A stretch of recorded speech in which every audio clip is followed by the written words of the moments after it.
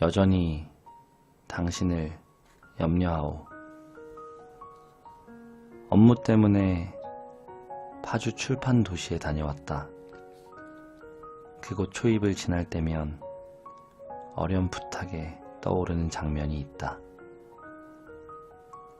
몇 해 전 봄을 알리는 비가 지나간 스산한 저녁이었다.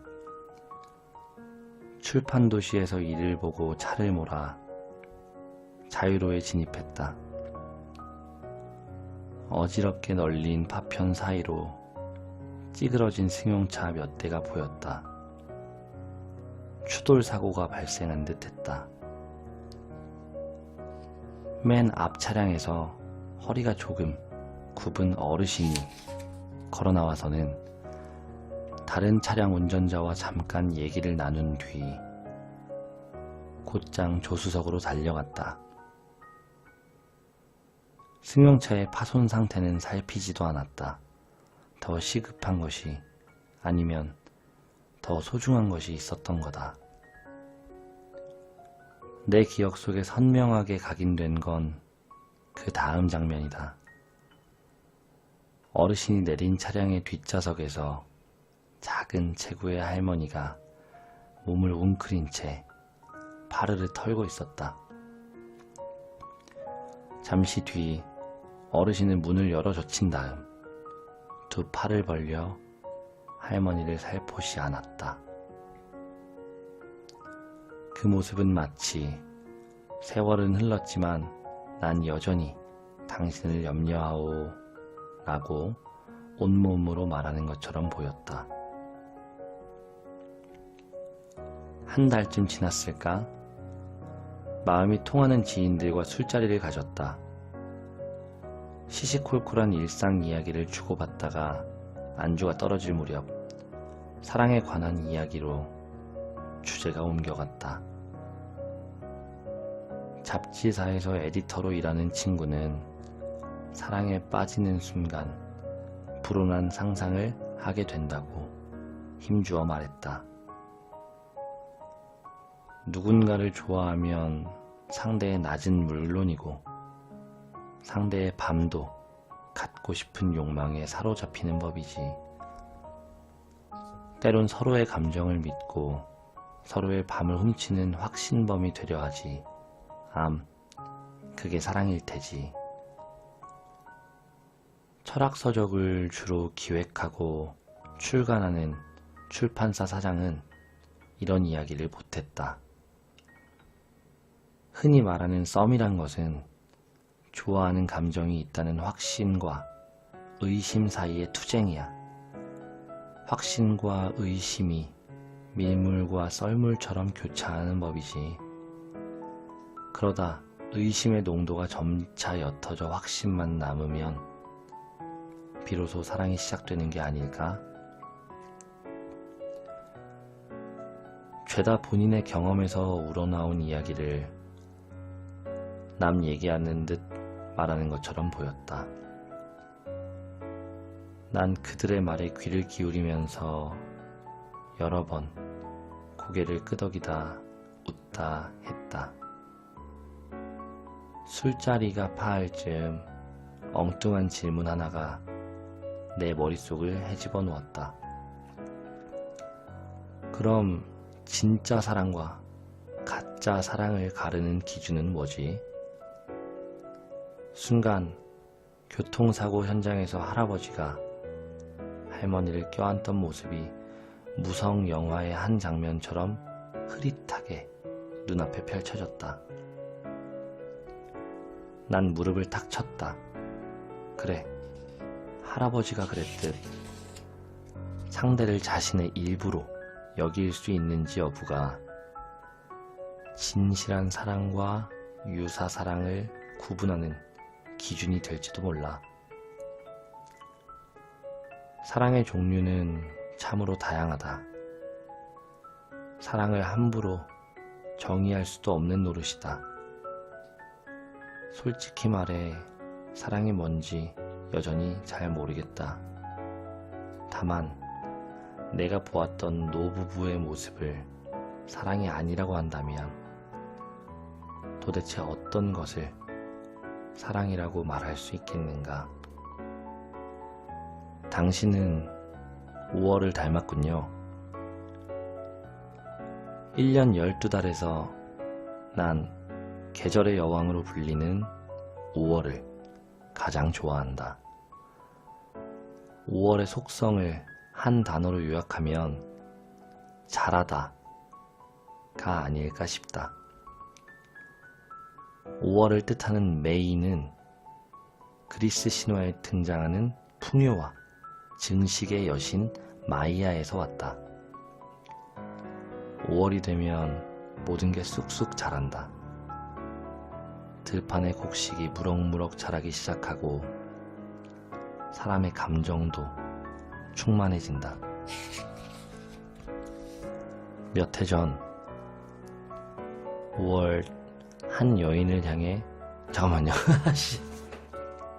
몇 해 전 5월인데 몇 해 전에서 끊어서 멘탈 나갔다. 죄송해요. 다시 한 번만 갈게요. 미안.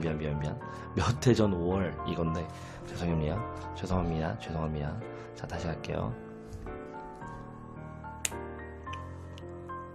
당신은 5월을 닮았군요. 1년 12달 중에서 난 계절의 여왕으로 불리는 5월을 가장 좋아한다. 5월의 속성을 한 단어로 요약하면 잘하다가 아닐까 싶다.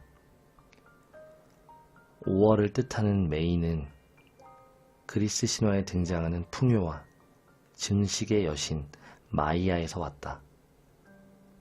5월이 되면 모든 게 쑥쑥 자란다. 들판의 곡식이 무럭무럭 자라기 시작하고 사람의 감정도 충만해진다. 몇 해 전 5월 한 여인을 향해 내 안에 숨어있던 수줍은 목소리를 끄집어냈다.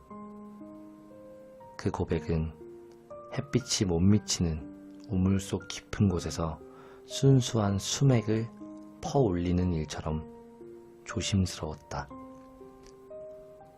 난 은밀하게 섬세하게 감정을 전달하고 싶었다. 표현을 고르고 고른 끝에 사랑해요, 좋아해요 같은 말 대신 당신 정말이지 5월을 닮았군요 하고 마른 침을 삼키며 고백했다. 물론 이는 영화 카사블랑카에서 험프리 보가트가 한 손에 와인잔을 들고 여주인공에게 들이댄 당신의 눈동자를 위해 건배해 라는 대사만큼이나 간질간질할 수도 있겠다. 하지만 난 진심이었다. 진심은 인간이 행하는 거의 모든 행위에 면죄부를 제공한다. 더군다나 사랑이란 그 감정은 은유와 무척 닮았다. 사랑이 싹 트면 아무리 목석 같은 사람도 내 마음은 호수요 식의 은유적 문장을 습관적으로 동원해 연정을 드러내곤 한다. 마음이라는 종이 위에 시적인 표현이 시도 때도 없이 자라기 때문이다. 몇몇 작가들도 이야기하지 않았던가. 사랑은 메타포로 시작된다. 라고. 목적지 없이 떠나는 여행.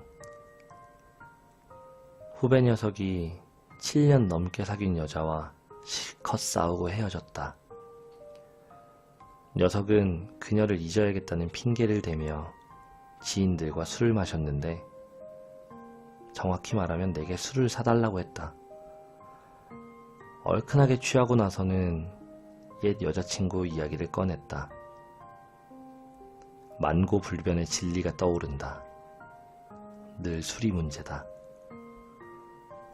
중요한 건 평소 문학이나 드라마와는 담을 쌓고 사는 녀석의 입에서 이런 말이 튀어나왔다는 거다. 선배, 우린 목적지 없이 여행길에 올랐던 것 같아요. 목적지 없이. 녀석의 표현이 그랬다. 사랑이라는 확신이 있었기에 종착지를 정하지 않은 채 무작정 둘만의 여행을 떠났으나 어디선가 깊은 미궁으로 빠져들었고 결국 길을 잃었노라고. 그러면서 녀석은 괜찮아요. 곧 잊을 테죠. 하고 마음에도 없는 말을 뱉으며 전두엽이 잘려나간 사람처럼 흐리멍덩한 눈으로 날 바라봤다. 그 표정은 제 사정을 들었으니 이제 형식적인 위로나 격려라도 좀 해주세요. 그래야 견딜 수 있을 것 같아요. 하고 요구하는 것처럼 보였다. 하지만 난 아무 말도 하지 못했다.